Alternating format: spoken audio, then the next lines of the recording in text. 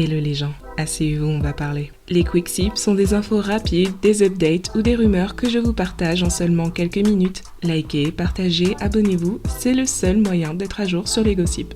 L'un des verdicts les plus attendus de cette année a été rendu.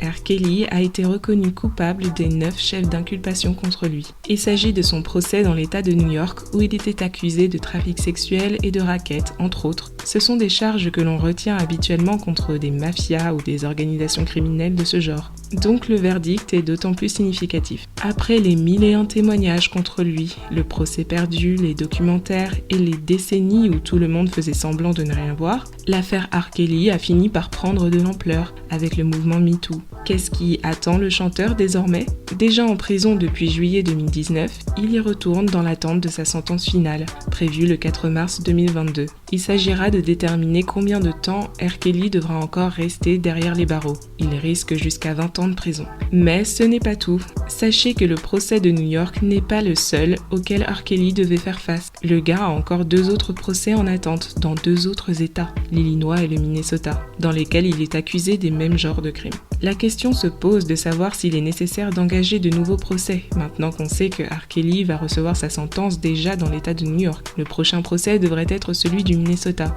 et le procureur entend bien faire entendre la voix des victimes dans son État aussi.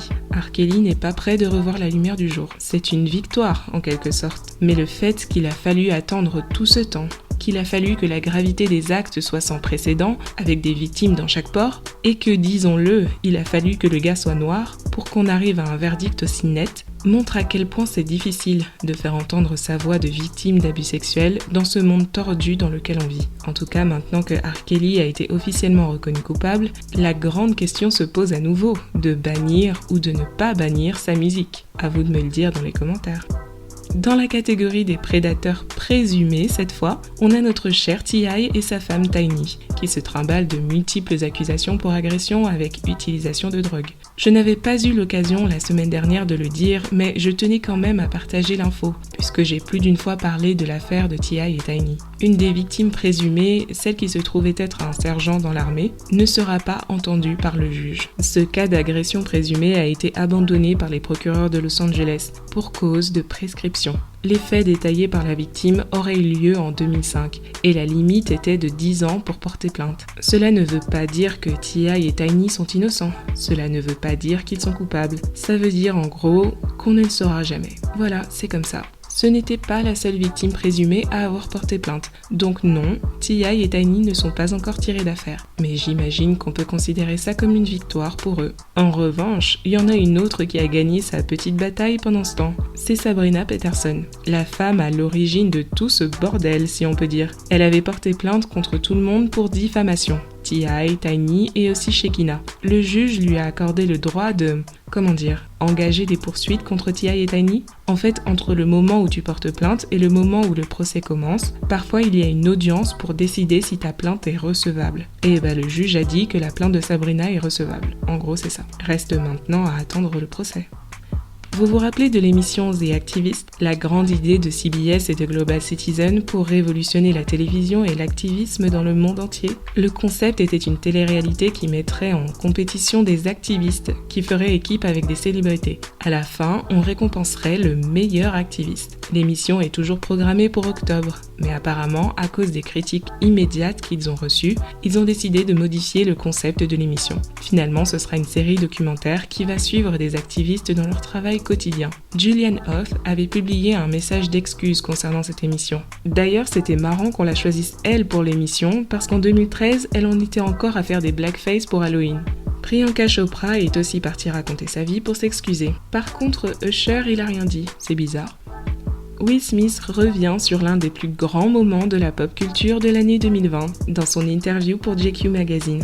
En fait, il est actuellement en tournée promotionnelle de son biopic à venir sur Richard Williams, le père de Serena et Venus, mais surtout de son mémoire qui sortira en novembre, intitulé simplement Will, dans lequel il revient sur tout son parcours de vie. Maintenant qu'il a passé les 50 ans, il s'estime dans une phase de sa vie où il est plus libre, plus en phase avec lui-même et ce qui lui fait du bien, alors qu'il a toujours eu tendance à vivre pour les autres ou vouloir faire plaisir aux autres. Son interview est très intéressante et permet de comprendre un peu plus plus l'homme derrière la grande star hollywoodienne. Et je crois que c'est aussi le but de son mémoire. On reste dans de l'interview JQ, donc le journaliste prend bien soin de renvoyer une image positive de Will, faut en avoir conscience, mais c'est quand même intéressant. Bien sûr, la partie que l'on a retenue, c'est lorsqu'il parle de sa relation avec Jada et du scandale de l'année dernière concernant l'entanglement de Jada avec August Alsina. Tout le monde y est allé de son petit commentaire et chacun avait sa théorie sur cette histoire et sur la dynamique de ce couple mythique d'Hollywood. Certains ont pensé que Jada était la folle dans l'histoire. Comment elle a pu tromper Will fucking Smith, lui qui lui a tout donné, et lui en plus qui reste à ses côtés et l'accompagne dans le Red Table Talk pour s'afficher devant le monde entier. Non mais regardez sa tête, cet homme-là souffre tellement. On a eu des mèmes dans tous les sens, on a même comparé Will à Michael Jordan. Bref, on s'en souvient tous, c'était un bordel pas possible. Mais dans son interview, Will nous dit que ce n'était peut-être pas aussi simple qu'il n'y paraissait. Le public a une version qui est impénétrable. Une fois que le public décide quelque chose, c'est difficile, voire impossible de déloger les images et les idées et les perceptions. L'article continue ainsi. Parce que l'élan de ce Red Table Talk était les déclarations d'August Alsina, les téléspectateurs auraient pu en retirer que Jada était la seule qui prenait part à d'autres relations sexuelles. Alors que ce n'était pas le cas, d'après ce que Will Smith explique. Will Smith donne également une explication à l'expression bizarre sur son visage ce jour-là.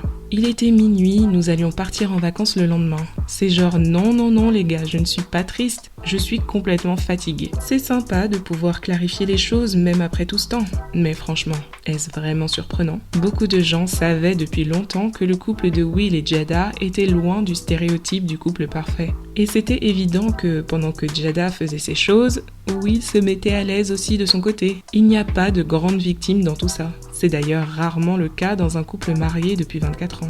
Ils prétendent tous les deux aujourd'hui avoir atteint le vrai bonheur dans leur mariage. Ils ne se considèrent même plus comme mariés, ils se considèrent comme des partenaires de vie. Ils ont redéfini l'accord qu'ils ont entre eux. Et ce sont justement les termes de cet accord qui fascinent un peu le public.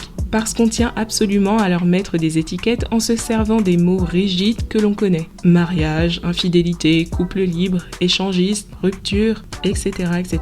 Je pense qu'il y a sans doute un peu de tout ça, mais qu'ils ont repris ces termes, qu'ils les ont mixés et qu'ils en ont fait leur propre sauce, pour le meilleur et pour le pire.